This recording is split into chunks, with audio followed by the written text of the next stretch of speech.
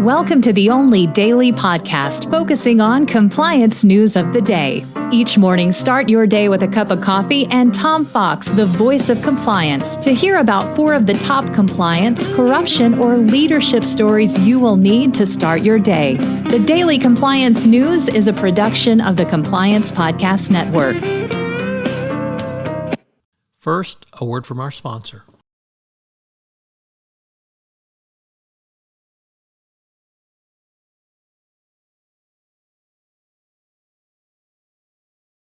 The Daily Compliance News for October 16, 2023, the HR into the Modern Era edition. And we begin with that story from the custom content from the Wall Street Journal in an article entitled Transforming HR to Empower People.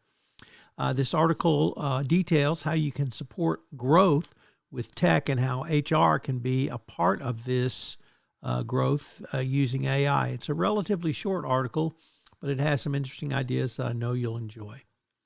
Next up, from the Financial Times, in an article entitled Geopolitical Volatility Returns to Financial Markets.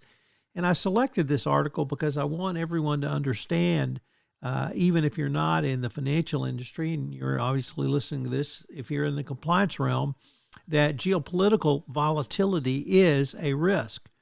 We used to talk about regime change, whether it be democratically elected or other. Well, now the volatility of financial markets, I think, is something that compliance professionals need to understand. Candace Tall over at Infratal, in her podcast series, Riskology, had a 5-part series on geopolitical volatility, and it's something that I think compliance professionals need to start thinking about in terms of your risk assessment. Remember, the DOJ says assess your risks as your risks change. Well, if the geopolitical situation has become so volatile that it's impacting supply chain, it's impacting customers, it's impacting your employees' ability to work, or a wide variety of other issues, that's something you need to look at from an anti-corruption, money laundering perspective. Next up, from Reuters, a Florida doctor has reached a settlement with federal prosecutors over civil claims. He took kickbacks from Insys Therapeutics to prescribe its fentanyl spray. In a filing last week, lawyers for Edward Lubin said they had reached a settlement with the U.S. government. Lubin had been filed in bankruptcy to try to avoid this. However, lawyers for the U.S. Attorney's Office argued, and the court agreed, that the automatic protection against litigation does not apply to the government's police and regulatory powers. So the case was going to go forward.